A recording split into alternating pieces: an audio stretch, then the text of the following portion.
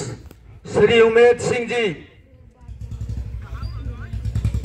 और आज के मुख्य अतिथि के रूप में मंच पर आसीन दिलों की देहात वासियों के दिलों की धड़कन 360 ग्राम के प्रधान श्रीमान सुरेंद्र सोलंकी जी और उनके साथ आए हुए उनके दल के सदस्य, उनका यहां पर पधारने का के शुभ अवसर पर समस्त ग्रामवासियों, समस्त क्षेत्रवासियों, Holambi Khera Nayabas metro Bihar new colony की तरफ से ढेर सारी दिल की गहराइयों से उनका सम्मान, उनका अभिनंदन करते हैं। परंतु इस खुशी के मौके को हम पूरे रूप से स्वीकार नहीं कर पा रहे हैं, क्योंकि जब कोई एक बकरी को बांध दिया जाए और उसके सामने तलवार लटका दी जाए, चाहे उसके सामने कितना ही अच्छा खाद्य पदार्थ रखा जाए, मगर वो खाएगी नहीं। इस खुशी के मौके को हमारे कंठ से जो नीचे नहीं उतरने दे रहा, जो हमारे फेफड़ों में कैंसर की तरह भयभीत कर रहा है, वो है हमारा आने वाला 30 मेगावाट का वेस्ट टू एनर्जी प्लांट, जो मौत के कुएं की तरह मुंह फाड़े आने वाला है और जो हमें डसने वाला है, वो हमें ऐसी मौत देने वाला है जो सिसकती हुई मौत होगी। तो मैं प्रधान जी को ये संज्ञान में देना चाहता हूं और उनका धन्यवाद भी करना चाहता हूं कि 27 दिसंबर 2024 को अगर वे नहीं तो आज ये मुंह का मौत का कुआं यहां पर स्थापित हो जाता। इनके द्वारा भारी भरकम विरोध उनके दिलो दिमाग में ऐसा बैठा दिया कि जिंदल कंपनी वाले सपने में भी नहीं सोच पा रहे थे और सरकारी प्रशासन वाले भी ये बात नहीं समझ पाए थे कि इतना भारी विरोध, इतनी भारी संख्या में इसका विरोध होगा। ये सब इन्हीं की बदौलत हुआ। हम इनको बार बार दिल की गहराइयों से तालियां बजाकर इनका हम धन्यवाद करते हैं और इन्होंने आधा काम तो हमारा पूरा कर दिया। अब इससे आगे का जो आधा कार्य है उसमें भी इन्होंने पूरा इंश्योर किया है, एश्योरेंस नहीं, आश्वासन नहीं, सुनिश्चित किया है कि इन 3 बड़े खत्ते, जहरीले खत्ते जो चले हुए हैं, इनको तो उठाने का मैं भी आश्वासन नहीं दे पा रहा, मगर जो आने वाला जो 24 मेगावाट का है वेस्ट टू एनर्जी प्लांट, उसको किसी भी कीमत पर यहां पर नहीं लाने दूंगा। ये इनकी तरफ से पूरा सुनिश्चित है। इसके लिए एक जोरदार तालियां इनके हौसले को अफजाई करने के लिए पूरे क्षेत्रवासियों की तरफ से हम इनको पूरा इनके लिए धन्यवाद करते हैं। और प्रधान जी को मैं अब संक्षेप में थोड़ा सा इसकी जानकारी देता हूं कि हमारे गांव सन्नौत की दूरी पर 500 मीटर की दूरी पर 3 बड़े खत्ते, या नहीं कि खत्ते के जो शहरों से कूड़ा करकट आता है, उसमें खाद बनाने का जो पहला है वो कूड़े से खाद बनाने का है, जिसमें 500 ट्रक डेली आते हैं। उससे दूसरा 24 मेगावाट बिजली बनाने का, जिसमें 200 ट्रक डेली आते हैं।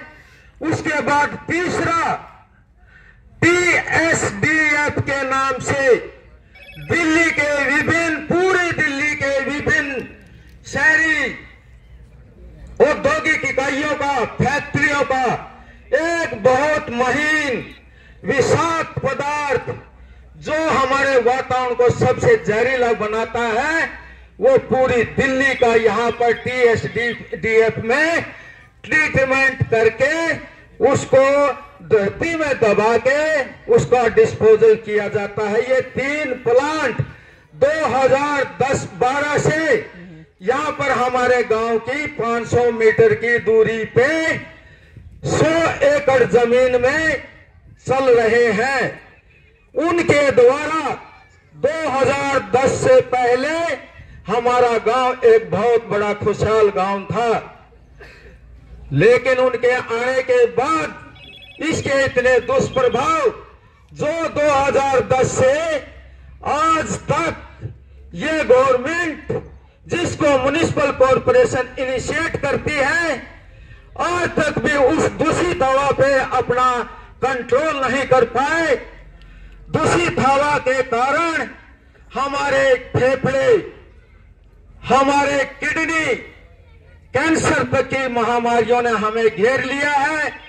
हमारा इम्यूनिटी स्तर वो गिर चुका है।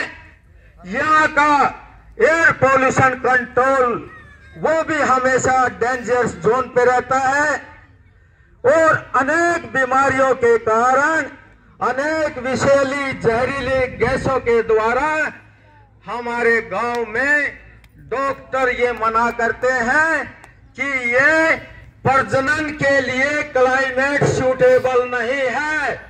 अगर जो आपने डिलीवरी करानी है तो यहाँ इस क्षेत्र को छोड़ना पड़ेगा और दूसरी जगह डिलीवरी कराओ। हमारा कितना बड़ा दुर्भाग्य है कि हम जो कभी खुशहाल होते थे, इन खत्तों के कारण हमारे गांव में एक भी खंडवे वाला नहीं बचा है। तो और इस आने वाला जो एक बहुत ही भयानक 30 मेगावाट यानी कि 3000 मैट्रिक टन कूड़ा डेली आएगा, अर्थात 1000 ट्रक कूड़े जो है दिल्ली के विभिन्न क्षेत्रों से आएगा, ओखला से, गाजीपुर से और SP zone, Karol Bagh, Rohini zone, civil line zone के विभिन्न क्षेत्रों से जहरीला कूड़ा आके और 30 मेगावाट बिजली का निर्माण करेंगे। उससे निकलने वाली एक बहुत ही जहरीली गैस जो रेडियोधर्मी के नाम से होती है, जिसकी उम्र कुछ हफ्तों से लेकर सैकड़ों हजारों साल तक उसकी उम्र होती है, जो हवा के माध्यम से हमारे एक स्थान से दूसरे स्थान पर जाकर जब हम श्वास लेते हैं तो हमारे फेफड़ों के माध्यम से हमारी टिश्यूज को, कोशिकाओं को नष्ट करती है। इसका इनके पास कोई भी ऐसा कोई समाधान नहीं है कि इसको रोक पाए। तो हम भुक्तभोगी होने के नाते हम इनके मीठी गोलियों में आने वाले नहीं हैं। प्रधान जी से हमें पूरा आश्वासन है। प्रधान जी ने देख लिया कि उस दिन कितनी भीड़ थी और 2 महीने से लगातार ये धरना प्रदर्शन चल रहा है, और हम ये भी आगाह कराना चाहते हैं प्रधान जी को, जब तक ये नहीं उठेगा, इसको कैंसिल नहीं होगा, तब तक ये धरना प्रदर्शन चलता रहेगा। अगर जो ये इतना अच्छा इसके कोई साइड इफेक्ट नहीं है तो भैया इसको VIP एरिया में क्यों नहीं डालते, प्राइम मिनिस्टर हाउस के कमरे के सामने क्यों नहीं डालते, कनॉट प्लेस में डाल दो।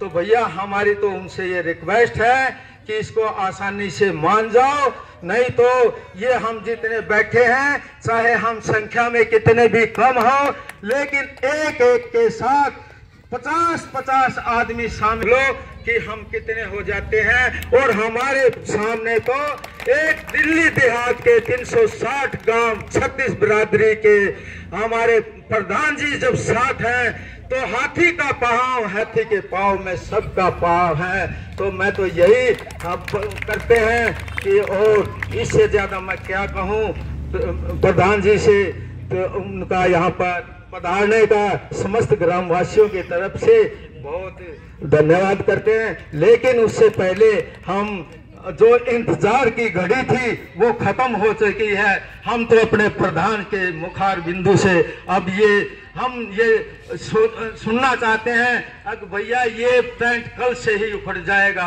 इसको ये खत्म ही हो जाएगा तो टेंट क्या करेगा। तो मैं तो प्रधान जी से यही करता हूँ कि कृपया करके इसको एलजी से कराओ, योगेंद्र चंदोलिया जी से कराओ, भूपेंद्र हुड्डा से कराओ, मनोहर लाल जोशी से कराओ, पीएम से कराओ। हम तो आपके पीछे हैं, आप हमारा नेतृत्व करेंगे। और हम इसी शब्दों के साथ ज्यादा समय ले लिया, उसके लिए मैं क्षमा प्रार्थी हूँ। धन्यवाद, धन्यवाद।